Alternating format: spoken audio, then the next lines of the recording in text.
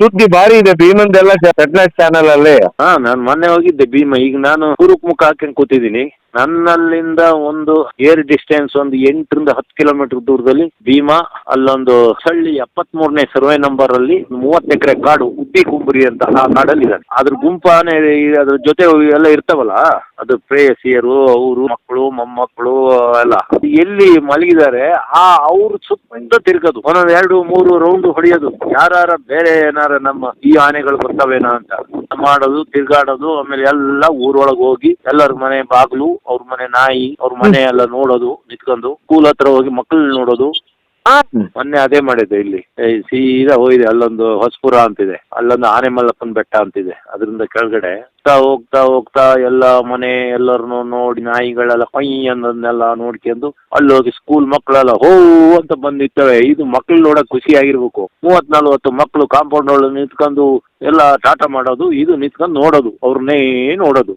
ಆಮೇಲೆ ಸೀದಾ ಹೋಯ್ತು ಹಾಗೆ ಒಂಥರ ಸ್ಟಡಿ ಮಾಡೋದು. ಮನುಷ್ಯರು, ಮನೆ, ಅವರು ದನ, ನಾಯಿ, ಆ ದನಗಳನ್ನೆಲ್ಲ ಸಿಕ್ಕಿರಿ ಏನೂ ಮಾಡಲ್ಲ. ದನಗಳನ್ನೆಲ್ಲ ನೋಡ್ತಾ ನಿಂತ್ಕೊಳ್ಳೋದು, ದನಗಳು ದಾರಿ ಬಿಡೋವರಿಗೂ ಕಾಯ್ತಾ ನಿಲ್ಲೋದು. ಹಂಗಾಗಿ ನಾನು ಅದಕ್ಕೆ ಹೇಳೋದು, ಅದು ಎಲ್ಲೋ ಒಂದು ಸಾಕಿದಾನೆ, ಯಾವ್ದೋ ಒಂದು ಕುಟುಂಬದೊಳಗೆ ಬೆಳೆದಿದ್ದಾನೆ. ಅಭಿಮನ್ಯು ತರ, ಅಭಿಮನ್ಯು ಹೆಂಗೆ ನಮ್ಮ ಸಣ್ಣಪ್ಪ ನಮ್ಮ ವಸಂತನ ಕುಟುಂಬದೊಳಗೆ ಬೆಳೀತು. ಸರ್ ನಮಸ್ಕಾರ. ಏನ್ ಸರ್ ಭೀಮಂದು ಭಾರಿ ದೊಡ್ಡ ಸುದ್ದಿ ಸದ್ದು ನಡೀತಾ ಇದೆ ಈಗ. ಭೀಮಾ ಫುಲ್ ಖುಷಿಯಲ್ಲಿದ್ದಾನೆ. ಭೀಮಗೆ ನವೆಂಬರ್ ತಿಂಗಳಲ್ಲಿ ಮದ ಬಂತು. ಈಗಾಗಲೇ 4-5 ತಿಂಗಳಾಯ್ತು. ಆಮೇಲೆ 60 ಆನೆಗಳು ಭೀಮನ ಅಂಡರ್ ಅಲ್ಲೇ ಉಂಟು. ಭೀಮನ ವೈರಿ ಕ್ಯಾಪ್ಟನ್ಗೆ ಈಗ ಒಂದು ಹೊಸ ಹೆಸರು ಬಿದ್ದಿದೆ, ದುರ್ಯೋಧನ ಅಂತ. ದುರ್ಯೋಧನ ಅಲ್ಲಿದ್ದಾನೆ. ನಾನು ಮೊನ್ನೆ ಹೋಗಿದ್ದೆ ಅಲ್ಲಿ, ಬೈಸೂರು ಅಂತ ಅರ್ಕಲಗೂಡು ಮತ್ತೆ ಈ ಕಡೆ ಕಟ್ಟೆಪುರ, ಅರ್ಕಲಗೂಡು ಮತ್ತೆ ಕೊಡಗು ಬಾರ್ಡರ್ ಅಲ್ಲಿ ಇದ್ದಾನೆ. ಯಾರು ತಂಟೆ ಇಲ್ದಲೆ ಸಣ್ಣಗಿದ್ದಾನೆ ಕ್ಯಾಪ್ಟನ್ ಉರುಫ್ ದುರ್ಯೋಧನ. ಈಗ ಭೀಮಾ ಎಲ್ಲರ ಜೊತೆನೆ ಸೇರ್ಕೊಂಡು ಆಮೇಲೆ ಅಲ್ಲಿ ಗುಂಪೊಳಗೆ ಸ್ಟಾರ್ಟಿಂಗ್ ಇಂದಲೂ ಓಲ್ಡ್ ಬೆಲ್ಟ್ ಮತ್ತೆ ಭುವನೇಶ್ವರಿನ ಬಿಟ್ಟೇ ಇಲ್ಲ. ಅವ್ರ ಜೊತೆನೆ ತಿರ್ಗಾಡೋದು. ಸ್ವಲ್ಪ ದಿವಸ ನಮ್ಮ ಸಕಲೇಶ್ಪುರ ಬಾರ್ಡರ್ ಅಲ್ಲಿ, ಸಕಲೇಶ್ಪುರದ ಒಂದು 5-4 ಕಿಲೋಮೀಟರ್ ದೂರದಲ್ಲಿ, ಆಮೇಲೆ ಸ್ವಲ್ಪ ದಿವಸ ಬೇಲೂರು ಭಾಗ, ಈಗ ಮೂಡಿಗೆರೆ ವಲಯದಲ್ಲಿ ಕಾಣಿಸ್ಕೊಂಡ. ಮೊನ್ನೆ ಹೋಗಿದ್ದೆ ನಾನು, ಅಲ್ಲಿ ಏನು ಸುತ್ತೊಡಿತಾ ಇದ್ದ. ಆಮೇಲೆ ಅಲ್ಲಿ ಏನೋ ಒಂದು ಮಿಲನ ನಡೀತಿತ್ತು ಅಂತ ಕಾಣ್ತದೆ. ಯಾಕೆಂದ್ರೆ ಭೀಮಾ ಬಂದ ಕೂಡ್ಲೆ ಅಲ್ಲಿ ಕೆಲವೆಲ್ಲ ಹೆಣ್ಣಾನೆಗಳೆಲ್ಲ ಬೇರೆ ಆನೆಗಳು ಓಡ್ತಾ ಇದ್ದು ಭೀಮವನ್ನ ಫಾಲೋ ಮಾಡ್ತಾ ಇದ್ದ. ಆಮೇಲೆ ಭೀಮಾ ಬಂದ ಕೂಡ್ಲೆ ಅಲ್ಲಿ ಚಿಲ್ರೆ ಪಲ್ರೆ ಈ ತರ್ಲೆ ಗುಂಪೆಲ್ಲ ಬಿದ್ದು ಓಡ್ತಾ ಇದಾರೆ. ಅದರಲ್ಲಿ ಜೂನಿಯರ್ ಕರಡಿ ಆಗಿರ್ಬೋದು, ಸಿಂಗಲ್ ಕೋರೆ ಆಗಿರ್ಬೋದು, ಇನ್ನೊಂದ್ 2-3 ಆನೆಗಳಿದೆ. ಅವುಗಳೆಲ್ಲ ಅಲ್ಲಿಂದ ಓಡ್ ಹೋಗ್ತವೆ. ಭೀಮನಿಂದ ಒಂದ್ ಸ್ವಲ್ಪ ಸುಮಾರು ಅಂತರ ಕಾಯ್ಕೊಳ್ತವೆ, 100-200 ಮೀಟರ್ ದೂರದಲ್ಲಿ. ಆಮೇಲೆ ಈಗ ಭೀಮಾ 1:30-2 ಗಂಟೆಗೆ ಹೊರಟಾಯ್ತು. ಹೊರಡೋದು ಆನೆಗಳು ಏನು ಭೀಮನ ಪ್ರೇಯಸಿಯರು, ಭೀಮನ ಮಕ್ಕಳು ಮೊಮ್ಮಕ್ಕಳು, ಇನ್ನು ಎಲ್ಲ ಏನ್ ಇರ್ತಾರೆ ಅವ್ರದ್ದು ಸುತ್ತ ಎಲ್ಲ ಒಂದು ತಿರ್ಗೋದು, ಅಂದ್ರೆ ತಿರ್ಗಾಡ್ತಾ ಇರೋದು. ಆ ರೋಡ್ ಸುತ್ತ ತಿರ್ಗಾಡೋದು. 3000 ಅಡಿ ಎತ್ತರ ಇರೋ ಆನೆಮಲ್ಲಪ್ಪನ ಬೆಟ್ಟ, ಅದಕ್ಕೆ ಹೊಂದ್ಕೊಂಡಂಗೆ ನಂದಿ ಬೆಟ್ಟ ಎಸ್ಟೇಟ್. ಆಮೇಲೆ ಅದ್ರ ಕೆಳಗಡೆ ಇರೋದು, ಆ ಬೆಟ್ಟದಿಂದ ಕೆಳಗಡೆ ಇರೋ ಹೊಸಪುರ, ಆನೆ ದಿಬ್ಬ, ಇವೆಲ್ಲ ಒಂದಾನೊಂದು ಕಾಲದಲ್ಲಿ ಆನೆದೇ ವಾಸಸ್ಥಾನಗಳು. ಈ ಬ್ರಿಟಿಷರು ಬಂದು ಅಲ್ಲಿ ಒಂದೊಂದು ಎಸ್ಟೇಟ್ಗಳು 250-300 ಎಕರೆ ಇದಾವೆ, ತೋಟಗಳು. ಮೂಡಿಗೆರೆ ಬೇಲೂರು ಬಾರ್ಡ್ರು, ಅಲ್ಲೆಲ್ಲ ಆನೆದೇ. ಇಲ್ಲಾಂದ್ರೆ ಆನೆ ಮಲ್ಲಪ್ಪನ ಬೆಟ್ಟ ಅಂತ ಹೆಸರು ಬರ್ತಿರ್ಲಿಲ್ಲ, ಆನೆ ದಿಬ್ಬ ಅಂತಲೂ ಹೆಸರು ಬರ್ತಿರ್ಲಿಲ್ಲ. ಅಲ್ಲಿ ಈಗ ಭೀಮಾ ಅಲ್ಲಿದ್ದಾನೆ.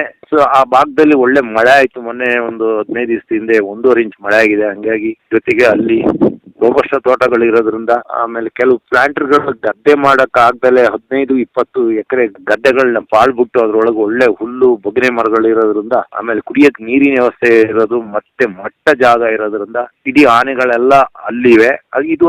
ಇದೊಂದು ವಲಸೆ ಪ್ರಕ್ರಿಯೆ, ಅಂದ್ರೆ ಮೈಗ್ರೇಷನ್. ಭಾರತದ ಆನೆಗಳು 1200 ಕಿಲೋಮೀಟರ್ ದೂರವರೆಗೂ ವಲಸೆ ಹೋಗಿ ಮತ್ತೆ ವಾಪಸ್ ಬರ್ತವೆ. ಅಂದ್ರೆ ಉತ್ತರ ಭಾರತದ ಆನೆಗಳು ನೇಪಾಳಕ್ಕಾಗಿ ಮ್ಯಾನ್ಮಾರ್ವರೆಗೂ ಹೋಗಿ ಅಲ್ಲಿಂದ ವಾಪಸ್ ಬರ್ತವೆ, ಅಲ್ಲಿಯೂ ಇಲ್ಲಿಗೆ ಬರ್ತವೆ.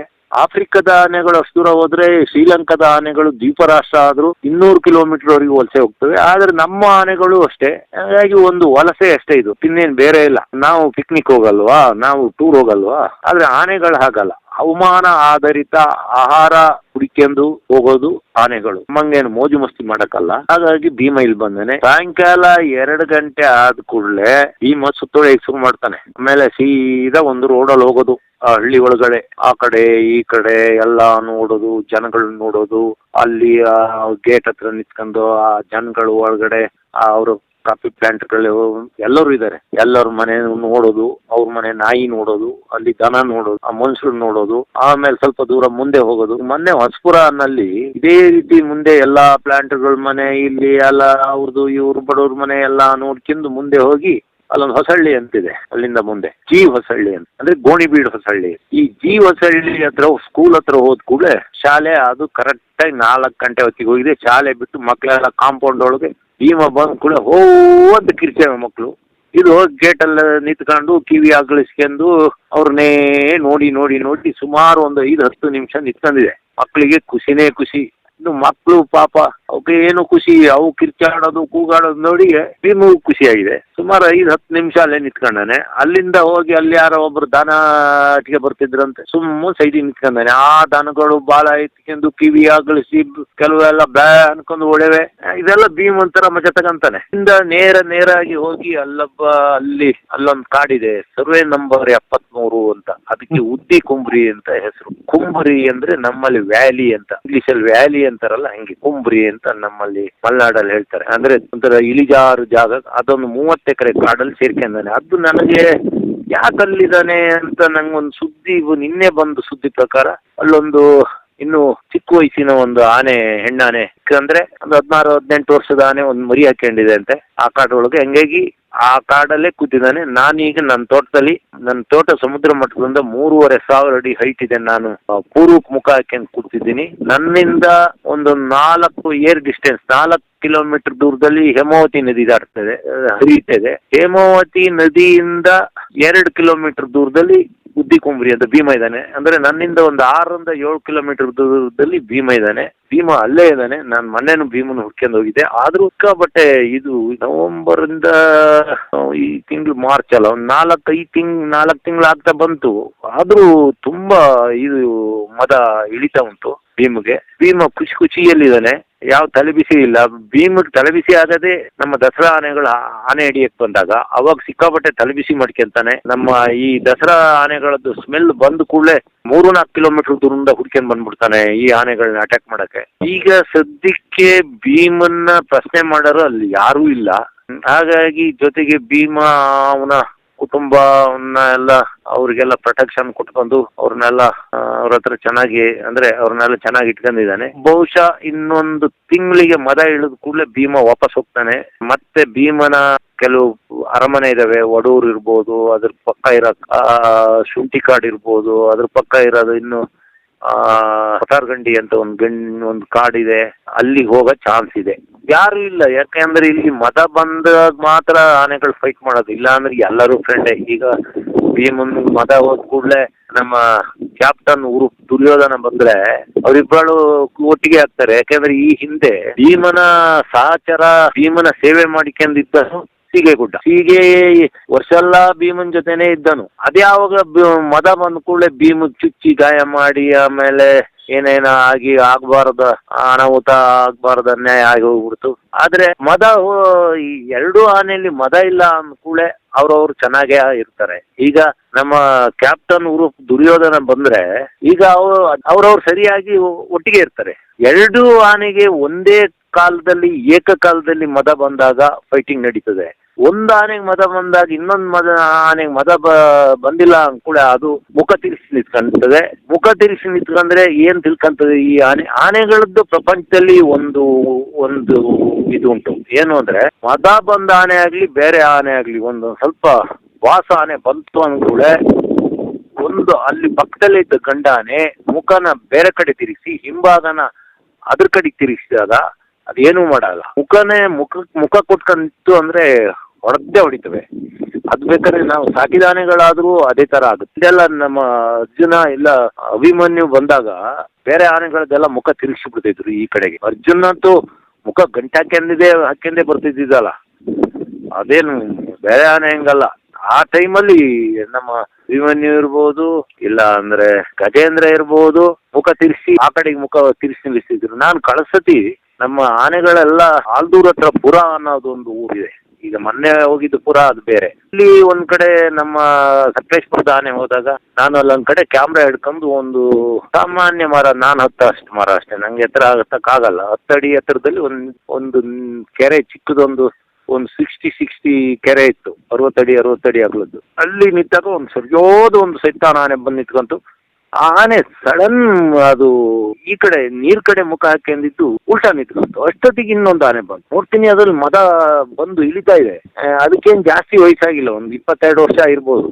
ಅದು ಬಂದ ಕೂಡಲೇ ಮುಖ ತಿರ್ಸಿ ನಿಂತ್ಕೊಂತು. ಅದು ಸುಮ್ಮನೆ ಬಂದು ನೀರು ಕುಡಿ. ಅದೇ ಆನೆ ಮಾರನೇ ದಿವಸ ಅಲ್ಲಿ ಕರೆಂಟಿಗೆ ಸಿಕ್ಕಿ ಸತ್ತೋಯ್ತು. ಅಲ್ಲಿ ಕಾಡೊಳಗೆ ಕರೆಂಟಿಗೆ ವೈರ್ ಒಂದು ಬಿದ್ದಿತ್ತು, ಸತ್ತೋಯ್ತು. ಆಮೇಲೆ ಅದು ವಿಕ್ರಾಂತ್ ಅಂತ ದೊಡ್ಡ ಸುದ್ದಿ ಆಗುತ್ತೆ. ನಾನು ಅಲ್ಲಿ ಎಲ್ಲ ವಿಕ್ರಾಂತ್ ಇದ್ರ ಡಬಲ್ ಇದೆ ಅಲ್ಲ ಅಂತ ಹೇಳಿ ಆಮೇಲೆ ಅದನ್ನೆಲ್ಲ ಪೋಸ್ಟ್ ಮಾರ್ಟಮ್ ಮಾಡಿ ಅಲ್ಲೇ ಎಲ್ಲ ಸುಟ್ಟಾಕಿರು. ಅಂದ್ರೆ ಆನೆಗಳಿಗೆ ಮುಖ ಕೊಟ್ಟು ಮುಖ ನಿಲ್ಲಲ್ಲ, ಅವಕ್ಕೆ ಹಿಂಭಾಗನೆ ಕೊಟ್ಟು ನಿಂತ್ಕೊಳೋದು. ಭೀಮನು ಅದೇ ರೀತಿ ಮಾಡ್ತಾ ಇತ್ತು. ಯಾಕೆಂದ್ರೆ ಸೀಗೆ ಆನೆ ಬಂದು ಭೀಮನ ಮೇಲೆ ನಿರಂತರ ದಾಳಿ ಮಾಡೋತ್ತಿಗೆ ಭೀಮ ಗೀಳಿಡ್ತಾ ಬ್ಯಾಕ್ ಸೈಡ್ ಕೊಡ್ತಾ. ಬ್ಯಾಕ್ ಸೈಡ್ ಆನೆಗಳಿಗೆ ಒಂದು ಗುರಾಣಿ ಇದ್ದಂಗೆ, ಅವು ಬ್ಯಾಕ್ ಸೈಡ್ನೇ ಕೊಡೋದು. ಅಲ್ಲಿ ಅಕಸ್ಮಾತ್ ಗಾಯ ಆಗಿ ತೂತ ಆದ್ರೂ ಅವು ವಾಸಿ ಮಾಡ್ಕೊಂತವೆ. ಹೀಗೆ ಭೀಮ ಖುಷಿಯಲ್ಲಿದ್ದಾನೆ. ನಾನೀಗ ಆ ಪೂರ್ವ ದಿಕ್ಕನೇ ನೋಡ್ತಾ ಕೂತಿದ್ದೀನಿ. ಅಲ್ಲೇ ನಮ್ಮಿಂದ ಅಲ್ಲಿ ಒಂದ್ ಸ್ವಲ್ಪ ದೂರ ನಂಗೆ ಆ ಬೆಟ್ಟ, ಅಲ್ಲೊಂದು ಚಿಕ್ಕದೊಂದು ಬೆಟ್ಟ ಇದೆ, ಅದೇ ಆನೆಮಲ್ಲಪ್ಪನ ಬೆಟ್ಟ, ಅದು ಕಾಣ್ತಾ ಇದೆ. ಅಲ್ಲಿ ಭೀಮ ಇದ್ದಾನೆ. ಈಗ ಆನೆಗಳಿಗೆ ನೆನಪಿನ ಶಕ್ತಿ ಜಾಸ್ತಿ. ಅವು ದಂತ ಹೋಗಿದ್ದು ಭಾರಿ ಬೇಜಾರದಲ್ಲಿದ್ದಾನೆ. ಆದ್ರೂ ಒಂದು ದಂತ ಉಳಿದಿದೆಯಲ್ಲ, ಆನೆಗಳು ದಂತನ ಮುಟ್ಕೊಂಡು ದಂತನ ಮರಗಳಿಗೆ ಕಲ್ಲಿಗೆ ಎಲ್ಲ ತಿಕ್ಕಿ ಚೂಪು ಮಾಡ್ಕೊಂಡು ಆಮೇಲೆ ಅದಕ್ಕೆಲ್ಲ ಸೊಂಡ್ಲು ಸುತ್ಕೊಂಡು ಭಾರಿ ಹೆಮ್ಮೆ ಪಡ್ತವೆ. ಮಕ್ಕನ ಆನೆಗಳು ಬೇಗ ಗುಂಪಿಟ್ಟು ಬಿಟ್ಟು ಹೋಗೋದು ಅಂದ್ರೆ, ಮಕ್ಕನ ಆನೆಗಳಿಗೆ ಕೊರೆ ಇರಲ್ಲ, ಅದು ಬೇಜಾರದಲ್ಲಿ ಗುಂಪೆ ಬಿಟ್ಟು ಹೋಗ್ತದೆ. ಈಗ ನಾನು ಪೂರ್ವಕ್ಕೆ ಮುಖ ಹಾಕ್ಯಂಡ್ ಕೂತಿದ್ದೀನಿ. ನನ್ನ ಬಲಭಾಗ ಅಂದ್ರೆ ದಕ್ಷಿಣ ದಿಕ್ಕು. ನನ್ನ ದಕ್ಷಿಣ ದಿಕ್ಕಲ್ಲಿ ನನ್ನಿಂದ ಒಂದು 15 ಕಿಲೋಮೀಟರ್ ದೂರದಲ್ಲಿ, ಅಂದ್ರೆ ಏರ್ ಡಿಸ್ಟೆನ್ಸ್ ಒಂದು 10-12 ಕಿಲೋಮೀಟರ್ ದೂರದಲ್ಲಿ ಬೈರ ಬಂದನೆ. ಇಲ್ಲಿ ಒಟ್ಟಿಗೆ 6 ಹಳ್ಳಿಗಳಿದಾವೆ. 6 ಹಳ್ಳಿಯಲ್ಲಿ 2 ಕಾಲಭೈರವ ದೇವಸ್ಥಾನಗಳಿವೆ. ಅದು ಹೊಯ್ಸಳರು ಕಟ್ಟಿರೋ ಒಂದು 700 ವರ್ಷದ ದೇವಸ್ಥಾನಗಳು.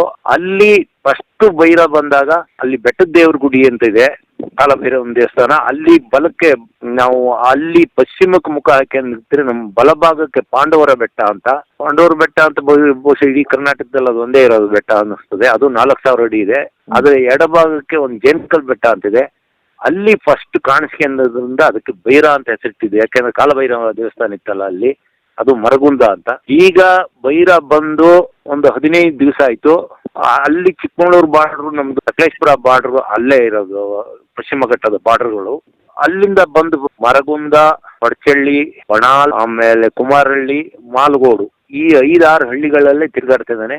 ನೆನ್ನೆ ಒಬ್ರು ಮನೆ ಬಾಗ್ಲಿಗೆ ಬಂದಿದ್ದ, ಅವ್ರು ಫೋನ್ ಮಾಡಿದ್ರು. ಒಂದು ಎಡದೆ ಕಡೆ ಕ್ವಾರೆ ಒಂದು 1/2 ಅಡಿ ಉಳ್ಕೊಂಡಿದೆ, ಮತ್ತೆಲ್ಲ ಕಟ್ಟಾಗಿ ಹೋಗಿದೆ. ಬಲ್ದೆ ಕಡೆ ಕ್ವಾರೆ ಮಾತ್ರ ಉದ್ದಾಗೆ ಇದೆ. ಅದೇ ದೈತ್ಯ ಹಾಗೆ ಇದ್ದಾನೆ. ಜೊತೆಗೆ ಭೀಮನ್ ತರನೇ ಯಾರಿಗೇನು ಮಾಡಲ್ಲ. ಈಗ ಅಲ್ಲೇ ಇದ್ದಾನೆ. ನಾನು ಈಗ ಫೋನ್ ಮಾಡಿದ್ದೆ ಆ ಊರಿನವರಿಗೆ, ಮಧ್ಯಾಹ್ನ ಮೇಲೆ ಬರ್ತಿದ್ದೀನಿ ಅಂತ ಹೇಳಿದೆ. ಈಗ ಆದ್ರೆ ಮಧ್ಯಾಹ್ನ ಮೇಲೆ ಹೋಗ್ಬೇಕು. ಅಲ್ಲೊಂದು ಭಯಂಕರ ಒಂದು ಕಾಡು ಇದೆ. ಅದು ಸುತ್ತ ಎಲ್ಲ ಕೋಟೆ ತರ ಸುಮಾರು ಒಂದು 3,500-4,000 ಅಡಿ ಎತ್ತರದ ಶೋಲಾ ಬೆಟ್ಟಗಳು, ಪಶ್ಚಿಮ ಘಟ್ಟದ ಬಾರ್ಡರ್ ಅದು. ಅಲ್ಲಿಂದ ನೇರಾಗಿ ನಾವು ಪಶ್ಚಿಮಕ್ಕೆ ನಡೆದ್ರೆ ಒಂದು 30 ಕಿಲೋಮೀಟರ್ ವೆಸ್ಟರ್ನ್ ಘಾಟ್ ಕಾಡೊಳಗೆ ನಡೆದ್ರೆ ನಮ್ಗೆ ನ್ಯಾಷನಲ್ ಹೈವೇ ಸಿಗ್ತದೆ. ಗುಂಡಿಯಾ ಮತ್ತೆ ನೆಲ್ಯಾಡಿ ರಸ್ತೆ ಸಿಗ್ತದೆ. ಅದ್ರ ಮಧ್ಯೆ ಇರೋದು ಕಾಡೆಲ್ಲ ಪೂರ್ತಿ ಪಶ್ಚಿಮ ಘಟ್ಟದ ಕಾಡುಗಳೇ. ಅಲ್ಲೊಂದು ಕಾಡಿಗೆ ಒಂದು ಹೆಸರಿದೆ, ಅದಕ್ಕೆ ಕಬ್ಬಿನಾಲೆ ಫಾರೆಸ್ಟ್ ಅಂತ. ಅದು 16,000 ಎಕರೆ ಇದೆ. ಆ ಕಾಡಿನ ಒಂದು ಕಡೆ ಬಾರ್ಡರ್ ಚಿಕ್ಕಮಗಳೂರು ಡಿಸ್ಟಿಕ್, ಒಂದ್ ಕಡೆ ಬಾರ್ಡರ್ ಸೌತ್ ಕೆನರಾ, ಇನ್ನೊಂದ್ ಕಡೆ ಅದು ಹಾಸನ. ಆ ಕಾಡು ಕಂಪ್ಲೀಟ್ ತಗ್ಗು ಪ್ರದೇಶ ಆಗಿದ್ರಿಂದ ದಕ್ಷಿಣ ಕನ್ನಡ ಜಿಲ್ಲೆಯ ಬಿಸಿ ವಾತಾವರಣ. ಅಲ್ಲಿ ಹೈಯೆಸ್ಟ್ ಕಾಳಿಂಗ ಸರ್ಪಗಳಿದಾವೆ. ನಡ್ಕ ಹೋಗ್ತಾ ಇದ್ರೆ ಕಾಳಿಂಗ ಸರ್ಪಗಳು ನಮ್ಮ ಶಬ್ದಕ್ಕೆ 6 ಅಡಿ 8 ಅಡಿ ಎತ್ತರ ಹೆಡೆ ಎತ್ತಿ ನಿಲ್ತವೆ. ಅಂತ ಭಯಂಕರ ಕಾಡದು. ಅಲ್ಲಿ ಈಗ ಬೈರ ಇದ್ದಾನೆ. ಅಲ್ಲೊಂದು ಒಳಾಲ ಗುಂಡಿ ಅಂತಿದೆ. ಅಲ್ಲೊಂದು ವರ್ಷದ 365 ಕಾಲನು ಒಂದು ನೀರಿನ ಬುಗ್ಗೆ, ಒಂದು ಬುಗ್ಗೆ ಇದೆ. ಒಂದು ಒಳ್ಳೆ ತಂಪಾದ ಕಾಡು. ಬೈರ ಇದ್ದಾನೆ. ಸೊ ಬೈರನ್ ಎಂಟ್ರಿನೂ ಆಗಿದೆ, ಭೀಮನ ಎಂಟ್ರಿನೂ ಇದೆ ಅಂತೀರಾ ಸರ್ ಈಗ? ಅದ್ರ ಮಧ್ಯದಲ್ಲಿ ಇನ್ನೂ ಒಂದು ಆಗಿದೆ. ನಮ್ಮ ಬಿಸಿಲೆ ಘಾಟಿ ಕಡೆಯಿಂದ ಇನ್ನೊಬ್ಬ ಬಂದಾನೆ. ಅವನು ಇವೆರಡಕ್ಕಿಂತಲೂ ಸ್ವಲ್ಪ ಹೈಟೇ ಇರ್ಬೋದು, ಅದಕ್ಕೆ ಹೆಸರಿಲ್ಲ, ನಾನೇ ಒಂದು ಹೆಸರು ಇಡಬೇಕಾಗ್ತದೆ. ಅದು ಎಲ್ಲಿ ಅಂದ್ರೆ ಬಿಸಿಲೆ ಘಾಟ್ ಹತ್ರ ಮೊನ್ನೆ ಅಲ್ಲೊಂದು ಹಂಡಳ್ಳಿ ಕೂಡಿಗೆ ಅಂತ ಒಂದು ಗ್ರಾಮ ಇದೆ. ಹಂಡಳ್ಳಿ ಕೂಡಿಗೆ ಗ್ರಾಮ ಅಂದ್ರೆ ನಾವು ಶನಿವಾರ ಸಂತೆ ಕಡೆಯಿಂದ ಬಂದ್ರೆ ಅಲ್ಲಿ, ಇಲ್ಲ ನಾವು ಸಕಲೇಶ್ಪುರ ಹೆತ್ತೂರು ಭಾಗದಿಂದ ಹೋದ್ರೆ ಒಂದು ಒಣಗೂರು ಕೂಡ್ ರಸ್ತೆ ಅಂತ ಸಿಗ್ತದೆ. ಅಲ್ಲಿಂದ ಮುಂದೆ ನಾವು ಬಲಭಾಗಕ್ಕೆ ಹೋದ್ರೆ ಅದು ಸುಬ್ರಹ್ಮಣ್ಯ ರೋಡ್. ಆ ರೋಡಿಂದ ಒಂದು 6 ಕಿಲೋಮೀಟರ್ 8 ಕಿಲೋಮೀಟರ್ ಮುಂದೆ ಬಂದ್ರೆ ಈ ಹಂಡಳ್ಳಿ ಕೂಡಿಗೆ ಅಂತ ಒಂದು ಗ್ರಾಮ. ಅಲ್ಲಿ ಒಂದು ರಸ್ತೆ ಸೋಮವಾರಪೇಟೆಗೆ, ಡೈರೆಕ್ಟ್ ಸೋಮವಾರಪೇಟೆಗೆ ಹೋದ್ರೆ, ಇನ್ನೊಂದು ಸುಬ್ರಹ್ಮಣ್ಯಕ್ಕೆ ಟೆಂಪಲ್ಗೆ ಹೋಗೋ ರೋಡ್. ಅಲ್ಲಿ ಸುತ್ತಮುತ್ತ ಎಲ್ಲ ಸಿಕ್ಕಾಪಟ್ಟೆ ಕಾಡು, ಪಶ್ಚಿಮ ಘಟ್ಟದ ನಿತ್ಯ ಹರಿದ್ವರ್ಣ ಕಾಡುಗಳು. ಈಗ ಒಂದು 3-4-5 ದಿವಸದಿಂದ ಒಂದು ಭಾರಿ ಒಂಟಿ ಸಲಗ ಬಂದಿದೆ. ಆ ಭಾಗದಲ್ಲಿ ಇರೋದೇ ಅದು ಆನೆ. ಆ ಆನೆನ ಜನಗಳೆಲ್ಲ ನೋಡಿದ್ದಾರೆ. ಹಾಗಾಗಿ ಈಗ ಸಕಲೇಶ್ಪುರ ತಾಲೂಕಲ್ಲಿ 3 ಭೀಮಕಾಯದ ಒಂಟಿ ಸಲಗಗಳು ಈಗ ಇಲ್ಲಿ ನಮ್ಮಲ್ಲಿ ಇವೆ. ಭೀಮ ಖುಷಿಯಲ್ಲಿ ಇದಾನಪ್ಪ. ಭೀಮನ್ನೇನೀಗ ಯಾರು ನಮ್ಗೆ ನೋಡಿದ್ರೆ ನಮ್ಗೆ ಒಂಥರ ಖುಷಿ ಆಗ್ತದೆ. ಅಬ್ಬ, ಇನ್ನು ಇಷ್ಟು ಕಷ್ಟ ಅನುಭವಿಸಿದ ಮೇಲೆ ಈಗ್ಲಾರು ಸುಖವಾಗಿದ್ದಾನಲ್ಲ ಅಂತ. ಅವನ ಪ್ರೇಯಸಿಯರು, ಮಕ್ಕಳು, ಮರಿ ಎಲ್ಲರನ್ನು ಮಾತಾಡ್ಸ್ಕೊಂಡು ಆಟ ಆಡ್ಸ್ಕೊಂಡು ಇದ್ದಾನೆ. ಈಗಾಗಲೇ ಒಂದು ಮರಿ ಹುಟ್ಟಿ ಆಯ್ತು. ಅದು ಹೋದ್ಸತಿ ಭೀಮಂದೇ ಅದು ಮರಿ. ಯಾಕೆಂದ್ರೆ ಹೋದ್ಸತಿ ಕ್ಯಾಪ್ಟನ್ ಉರುಪ್ಗೆ ಸ್ವಲ್ಪ, ದುರ್ಯೋಧನಿಗೆ ಒಂದು ಸ್ವಲ್ಪ ಆನೆ ಕ್ರಾಸ್ ಆಗಿದೆ, ಮರಿಗಳು ಆಗಿ ಹುಟ್ಟ ಚಾನ್ಸ್ ಇದೆ. ಆದ್ರೆ ಆಮೇಲೆ ನಂತರ ಭೀಮ, ಅದು ಕಳೆದ ವರ್ಷ ಈ ಕ್ಯಾಪ್ಟನ್ ಓಡೋಗಿದ್ದ. ಹಾಗಾಗಿ ಈಗ ಹುಟ್ಟಿರೋ ಮರಿ ಅದು ಭೀಮಂದೇ ಮರಿ. ಅದು ಈಗಾಗಲೇ ಭೀಮ ಖುಷಿಯಲ್ಲಿದ್ದಾನೆ. ಮರಿ